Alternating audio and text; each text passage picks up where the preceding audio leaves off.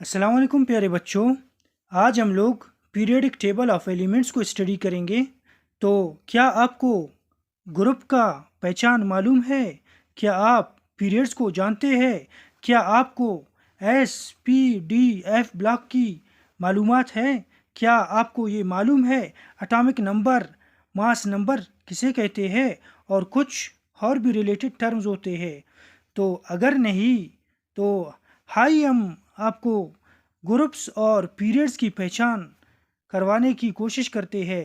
तो प्यारे बच्चों, जो ग्रुप्स होते हैं वो पीरियडिक टेबल में अगर हम टॉप से बॉटम की तरफ मूव करें तो ये सारे जितने भी नज़र आ रहे हैं तो ये ग्रुप्स कहलाते हैं। हमारे पास पीरियडिक टेबल में तकरीबन 8 ग्रुप्स होते हैं। अगर हम इस येलो बी ब्लॉक वाले एलिमेंट्स को इंक्लूड करें तो हमारे पास टोटल 18 ग्रुप्स होते हैं। जबकि पीरियड्स की अगर हम बात करें तो पीरियड्स ये जो आप लोग 1 2 3 4 5 6 7 देख रहे हैं, तो जी हाँ स्टूडेंट्स, ये पीरियड्स ही कहलाते हैं। तो पीरियडिक टेबल में टोटल 8 ग्रुप्स जबकि 7 पीरियड्स होते हैं।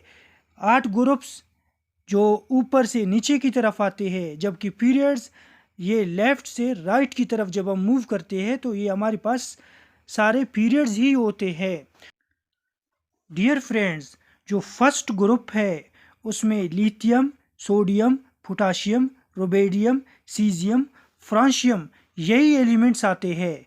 जो हाइड्रोजन इनके ऊपर रखा गया है वो मोनोवैलेंसी की वजह से रखा गया है। इसका मतलब ये हुआ कि जो फर्स्ट ग्रुप है इन तमाम एलिमेंट्स के आखिरी शेल में सिर्फ एक ही इलेक्ट्रॉन होता है, इसलिए इन तमाम अनासिर को एक ही ग्रुप में रखा गया है। जबकि जो दूसरा ग्रुप है उसमें beryllium, magnesium, calcium, strontium, barium, radium elements आते हैं। तो दूसरे ग्रुप में जितने भी एलिमेंट्स हैं इन सब के आखिरी शेल में यानी वैलेंस शेल में 2 इलेक्ट्रॉन्स होते हैं। इसी वजह से इन तमाम अनासिर को दूसरे ग्रुप में रखा गया है। तो प्यारे बच्चों, तीसरा ग्रुप जिसमें boron, aluminium, gallium, indium, thallium, uranium आते हैं। इन तमाम एलिमेंट्स के आखिरी शेल में 3 इलेक्ट्रॉन्स होते हैं, इसीलिए इन तमाम एलिमेंट्स को तीसरे ग्रुप में रखा गया है। जबकि जो चौथा ग्रुप है कार्बन फैमिली है तो उसमें carbon, silicon, germanium, tin, lead, flerovium. तो डियर स्टूडेंट्स, इन तमाम एलिमेंट्स के आखिरी शेल में वैलेंस शेल में 4 इलेक्ट्रॉन्स आते हैं, तो इसलिए इनको चौथे ग्रुप में रखा गया है। तो प्यारे बच्चों, जो पांचवा ग्रुप है nitrogen, phosphorus, arsenic, antimony, bismuth, यूरन, पेंटियम, तो इन सब एलिमेंट्स के आखिरी शेल में 5 इलेक्ट्रॉन्स आते हैं, इसलिए इनको पांचवें ग्रुप में रखा गया है। जबकि जो छठा ग्रुप है जिसे ऑक्सीजन फैमिली की ग्रुप कहते हैं, तो इसमें oxygen, sulphur, selenium, tellurium, polonium, livermorium आते हैं। तो प्यारे बच्चों, इन तमाम अनासिर के आखिरी शेल में 6 इलेक्ट्रॉन्स होते हैं, इसलिए इनको छठे ग्रुप में रखा गया है। जबकि जो सातवां ग्रुप है फ्लोरीन की ग्रुप है, फ्लोरीन फैमिली है, जिसमें fluorine, chlorine, bromine, iodine, astatine, यूरन, सेप्टियम। तो प्यारे बच्चों, इन तमाम एलिमेंट्स के 7 इलेक्ट्रॉन्स होते हैं, इसलिए इन एलिमेंट्स को सातवें ग्रुप में रखा गया है।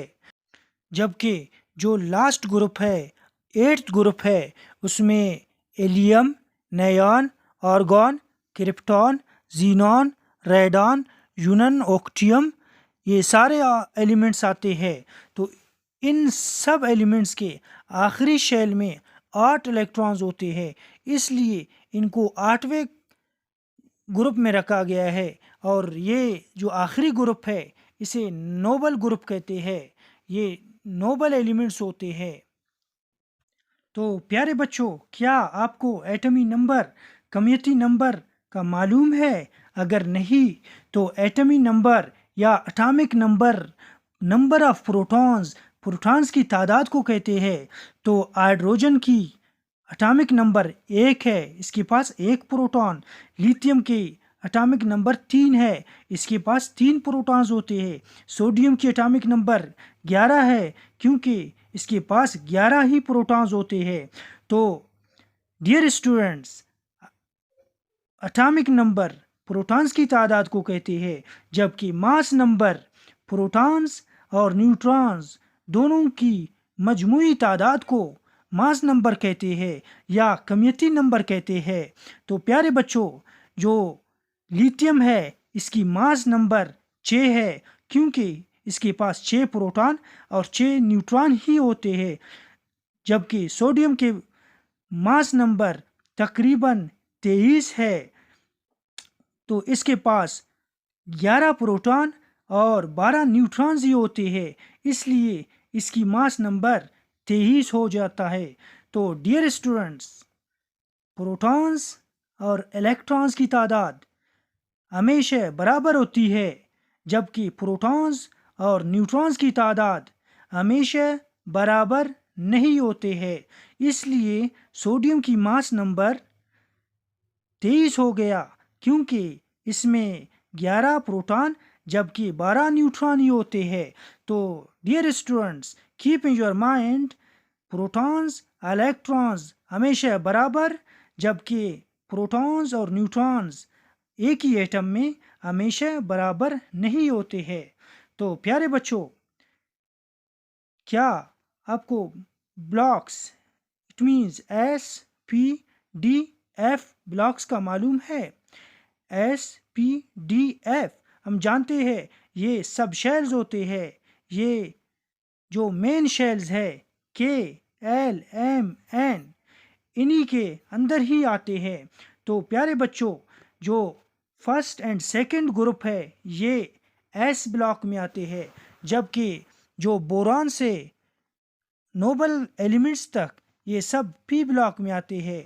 जबकि जो आप लोग देख रहे हैं येलो ग्रुप, यहाँ येलो बी लिखा, बी ग्रुप वाले हैं, तो ये सारे डी ब्लॉक में आते हैं। जबकि पीरियडिक टेबल की जो नीचे 2 पट्टी आप लोगों को नज़र आ रहे हैं, जिसमें लैंथेनाइड सीरीज और एक्टिनाइड सीरीज लिखा हुआ है, तो ये दोनों एफ ब्लॉक में ही आते हैं। तो ये एफ ब्लॉक या पी ब्लॉक या डी ब्लॉक या एस ब्लॉक क्यों? अगर किसी एटम की आखिरी जो वैलेंस इलेक्ट्रॉन्स होते हैं, जो आखिरी इलेक्ट्रॉन्स होते हैं, अगर वो एस सब शेल में आकर ख़त्म हुए तो वो एस ब्लॉक में होगा। अगर उसकी आखिरी इलेक्ट्रॉन्स यानी जो वैलेंस इलेक्ट्रॉन्स होते हैं वो अगर पी सब शेल में ख़त्म हुए तो वो पी ब्लॉक में रखा जाएगा। अगर जिस एटम की आखिरी जो इलेक्ट्रॉन्स है वो डी सब शेल में आकर ख़त्म होते हैं तो वो डी ब्लॉक में ही रखा जाता है। अगर जिस एटम की आखिरी जो इलेक्ट्रॉन्स अगर सब शेल एफ में ही आकर ख़त्म होते हैं तो फिर वो एफ ही ब्लॉक में रखा जाएगा।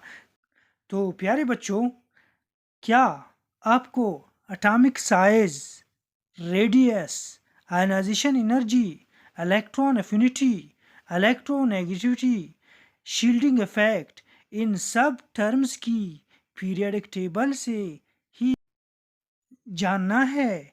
तो बाकी तमाम वीडियोस को देखते रहिए। तब तक के लिए अल्लाह हाफिज़।